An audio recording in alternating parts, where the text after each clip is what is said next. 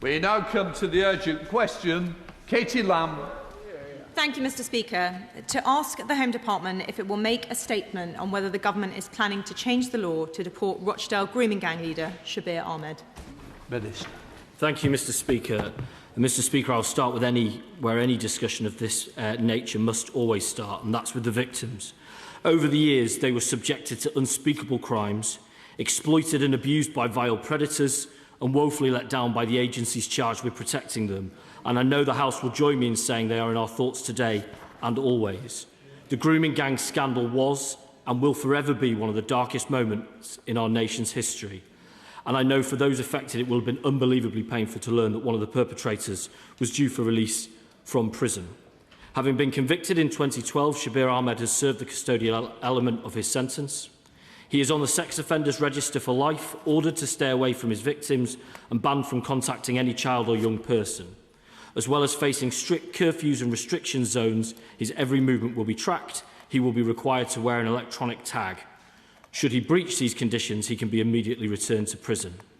Shabir Ahmed held British citizenship at the time of these offences, and action was taken to deprive him of that right, reflecting the seriousness of his offences. Having arrived in the UK before 1971, he is exempt from deportation due to Section 7 of the Immigration Act. This Act preserved the rights of Commonwealth and Irish citizens who were already in the UK when the Act took effect on the 1st of January 1973. This is not a loophole, Mr. Speaker. The provisions of Section 7 were put in place to protect existing rights for an identified cadre of Commonwealth citizens, most notably the Windrush generation. But, Mr. Speaker, as you know, when a foreign national breaks the laws of this land, our first priority will always be to get them out of the UK. Under this government, removals of foreign national offenders are up 36%, with nearly 10,000 returns since we entered office.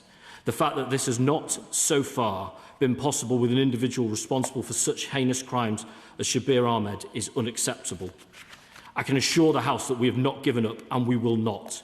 While the original intentions of the legislation in question mean we ought to proceed with care, the nature of the offending in this case demands that we explore all options, and that is what we're doing. And in the meantime, we will, of course, do everything in our power to keep the public safe. Katie Lamb. Thank you, Mr. Speaker. Shabir Ahmed has committed some of the most despicable crimes imaginable.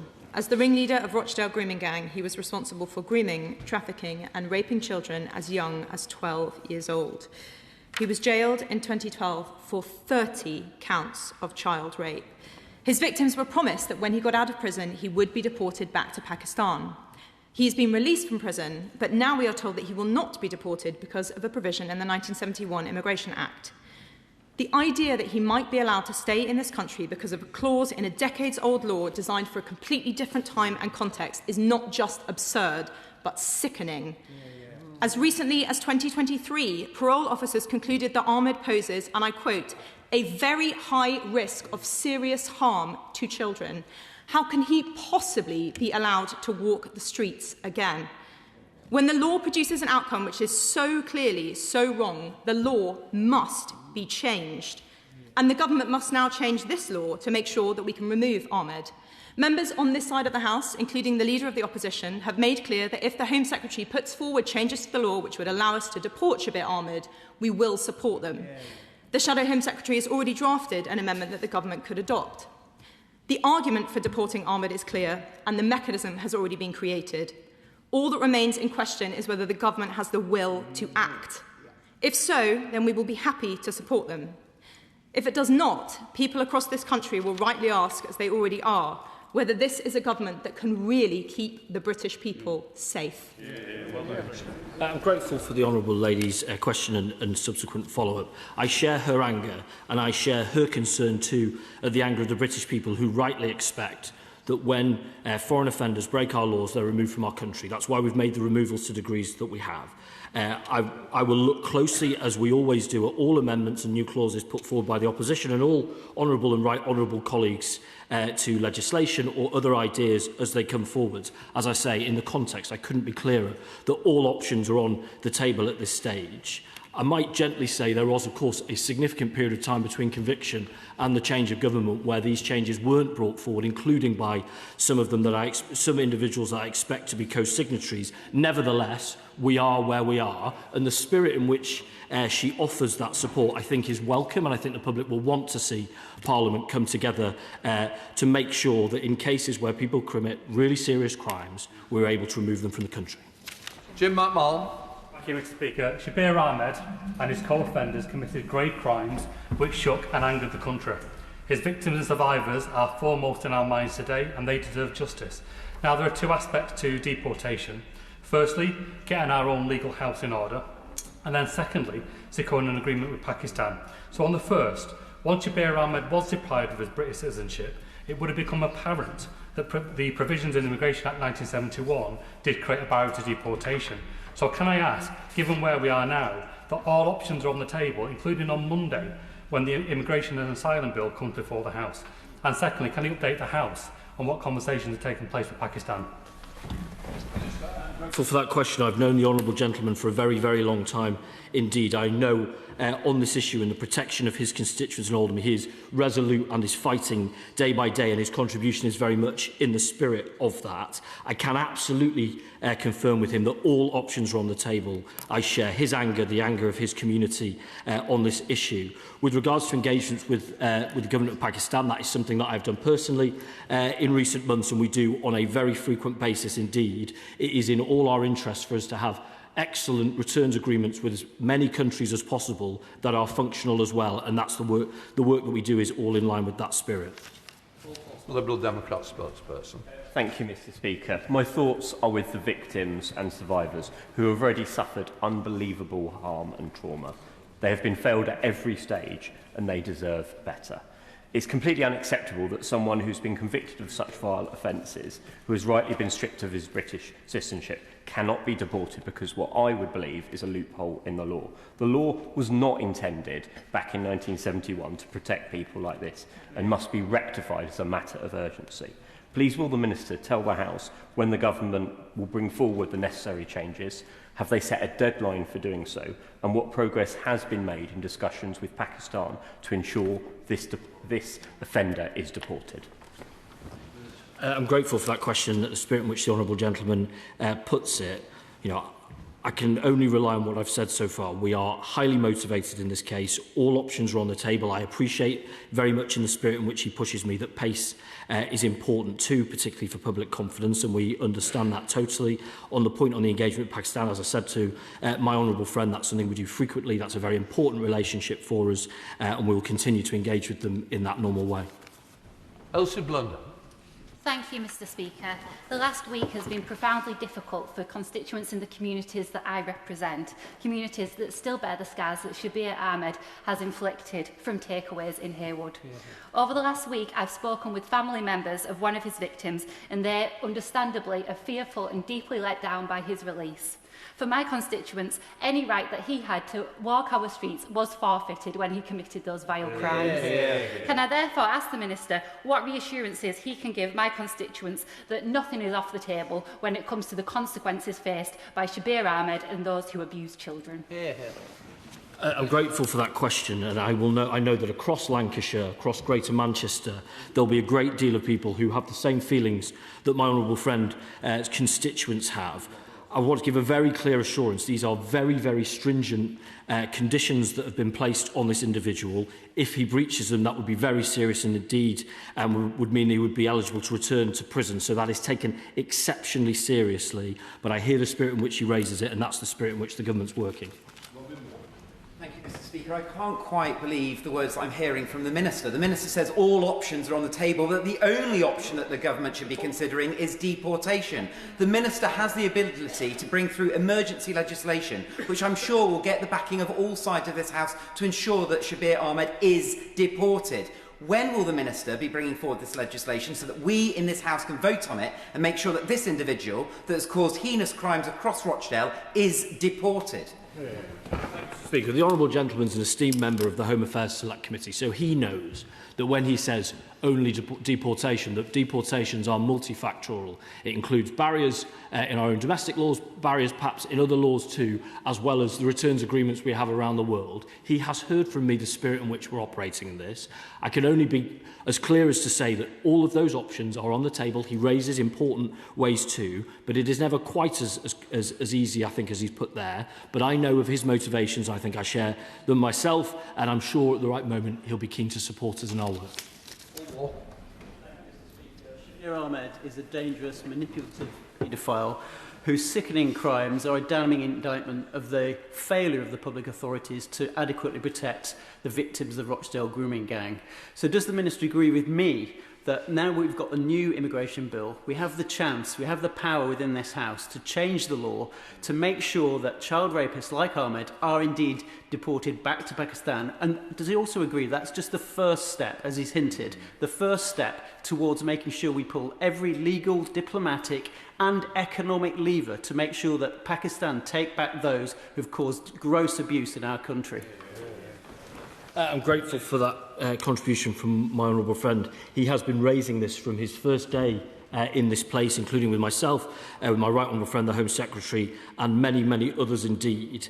He makes a very important point around possible legislative vehicles. I have to say that we are looking at all of those options, as I've said to him, and similarly he raises important issues with regards to how we work with countries where we remove individuals too. And again, I will give him my total assurance that we work day in, day out with returning countries to make sure that they take back their foreign offenders. Sir Julian Lewis. Thank you, Mr. Speaker. Is it true that the diplomats in the Foreign Office who deal with Pakistan are part of the obstacle to getting rid of this loathsome individual? And does he agree with me that it's long overdue that the moral courage, indeed heroism, of former Labour MP Anne Cryer, who first exposed this horrendous abuse, should be properly and officially recognised? I wouldn't normally comment on the specific details of conversations across government, but I have to simply say that isn't true. His characterisation of diplomats in the Foreign Office, that's not my experience to any degree. On the point on recognition, that of course is for others with more exalted office than myself, but I think he makes a very, very good suggestion. Graham Stringer. Mr. Speaker, we can't call ourselves a civilised society while Shabir Ahmed is walking the streets of this country. I agree with the thrust of the Honourable Lady's question, but surely there is another approach to this to get him off the streets of our country, which is to put him back in prison and change the law that reduces the tariff for uncivilised wretches like this, so he can be put straight back in prison. I'm grateful for that question. I mean, on the purpose of this case, this sentence that this heinous individual received had an auto-release at 2/3 of it, which means that legally he can't be detained anymore. But as I say, the licence conditions are exceptionally strong and, of course, have therefore a route to recall if not properly followed. But I would point to the Sentencing Act changes that this Parliament has made in recent months. We've made grooming an aggravating factor, so vile criminals face being locked up for longer for this type of thing, I think exactly in the spirit in which he talks about. Thank you, Mr. Speaker. Will the Minister commit to reviewing every case where an individual has been stripped of his British citizenship on public protection grounds but remains in Britain because deportation has failed, and tell the House how many such people there are? In the case of this situation, there are no other ones.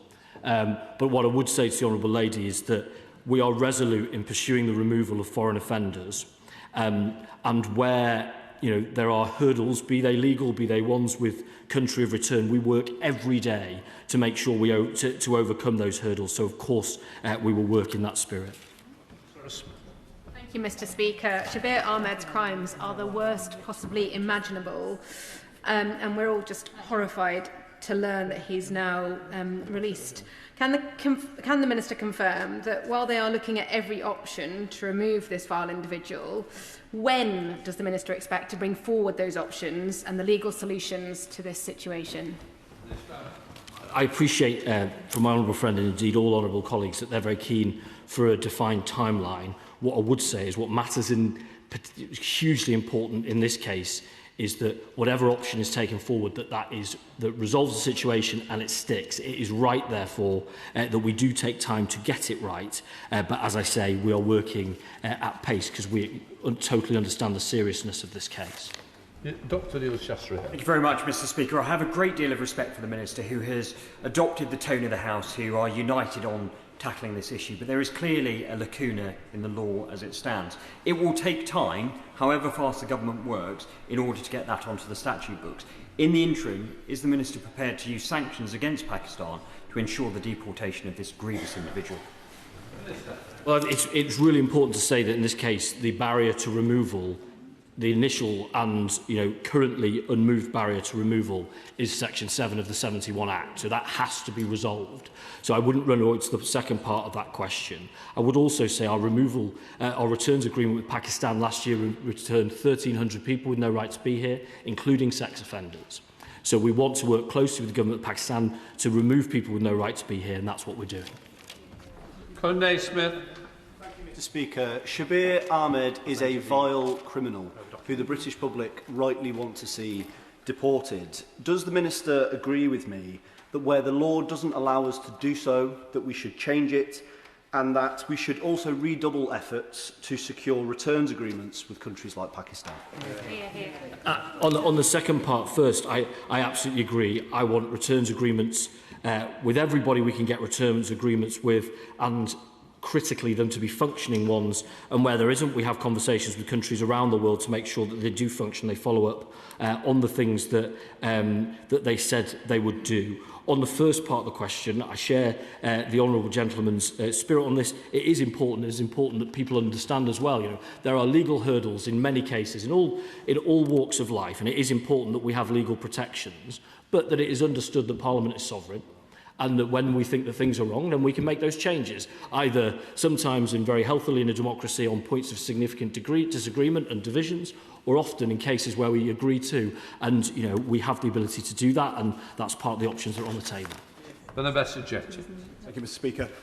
Earlier in the year, I asked the Home Secretary at the dispatch box about the case of Fabian Henry, a child rapist who was removed from a deportation flight in 2021 after the Home Secretary herself, then in opposition, signed a letter calling for the removal of people from that flight.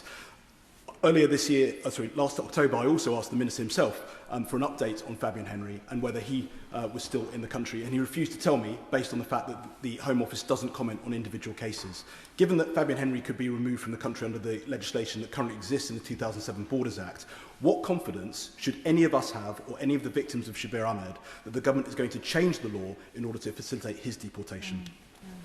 Well, fundamentally, when it comes to options that we take forward, it will be for the public to assess whether they think we're doing the right thing or not, and be for us to demonstrate that we are. On that specific case, there are, and I think the honourable gentleman would understand, important safeguards around information, particularly around victims first, that we would share.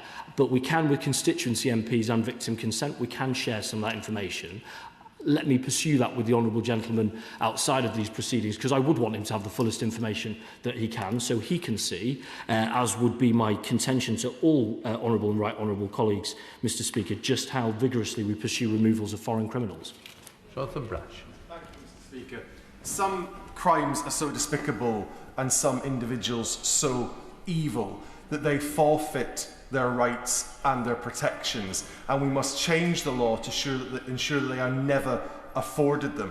Isn't the law change that's required here to ensure that no individual can ever again be released unless the very next day they are being deported from this country? I hear the spirit and the strength with which my honourable friend from Hartlepool speaks. We, I think, have shown and demonstrated the strength and the ability of government to remove people and remove them in significant numbers. As I say, in this case, there are clearly legislative hurdles. All options are on the table, and I ask him and colleagues to give us a little bit of time to consider them and to come forward with plans. Lincolnshire. Thank you, Mr. Speaker. And can I congratulate my honourable friend, the member for Weald Kent, for asking this urgent question, and thank you, Mr. Speaker, for granting it, because Shabir Ahmed is a vile individual, and his continued presence at liberty on our streets is an affront to every single value that we hold dear. The Minister has come here and said that all options are on the table, but he's also said he needs to tread carefully. Can I just tell him that, according to the people of Spelthorne, who've been talking to me about this all weekend, they don't want him to tread carefully. They want him to pull on his hobnail boots and to frog march Shabir Ahmed to the airport today. Question, and I know that the people of Spelthorne, like the people of Nottingham, are very sensible people. What I would say, he's heard about the interaction of that Section 7 of the 71 Act with the rights of a wide range of Commonwealth citizens, and we know where that can end if done badly. That in that context, he will want us to do it right, because when anything could happen in this space, he would want to know that it is action that has been legally considered properly, and, as I've said to colleagues, is something that is robust. That's why all options are on the table, and I ask just for that little bit of time in order for us to come forwards with plans. Peter Swallow. Mr. Speaker, it is my view that Shabir Ahmed, a vile paedophile, signed up for a one-way ticket out of this country on the very day that he started committing his vile crimes. So can I thank the Minister for his statement setting out that he will stop at nothing to see him deported. But is it not also the case that this situation demonstrates the importance of the government's ability to deprive individuals of British citizenship, notwithstanding that must always be done with the utmost care and with proper scrutiny? It is a characteristically thoughtful point. The ability to deprive individuals of British citizenship, the ultimate kind of foundational right that we all share collectively and across the country, is a very significant step, but a crucial tool in the armoury to make sure that people who come to this country, who commit crimes here, but that they are removable. That is really important and something that we take exceptionally seriously. Rutland. Thank you, Mr. Speaker. My thoughts are with the victims and survivors of Shabir Ahmed and the Rochdale grooming gang. The Minister has always been clear that removing foreign nationals, offenders, is a priority for him, the Home Secretary and this government. Can he update the House on what more the Home Office is doing to speed up these removals? The honourable gentleman raises an important point. We have made significant progress, and as I say, we've removed 10,000 foreign offenders, nearly 10,000 since we took office. I do believe, and it's a statement that we've made in our asylum policy statement in November and brought forward in legislation last week, that there are hurdles that are used to frustrate removal, be they abusing crucial protections through the Modern Slavery Act, be they a gaming of Article 8 of the ECHR, which is far wider than the Strasbourg case law. That's why we've brought legislation forward to make sure that we are able to remove people who forfeit their right to be in the country. Chris Vance. Thank you, Mr. Speaker. And I thank the Minister for his answers on this UQ so far, and in particular his commitment to framing this debate about the victims of these terrible crimes, and they should always be in our thoughts when we have these sorts of debates. And he will know, because I've asked him previously, to commit to making sure that when foreign nationals come to this country and break our laws, particularly in such vile and disgusting ways, he will do everything he can to ensure that they do not stay and they are made to leave. So can he repeat that commitment here today and reassure residents in Harlow that this government will keep them safe? And I know the wisdom of the people of Harlow, and I know that they are tolerant people. They are people that respect people from all around the world and all different backgrounds, whether they're 500th generation Harlow like himself or more recent. But they also know that when people commit crimes and abuse that status, then of course they should be removed. We have made significant progress in our time in office, and we've proposed more through recent legislation so that we can go further. I look forward to his support and support of colleagues. Right.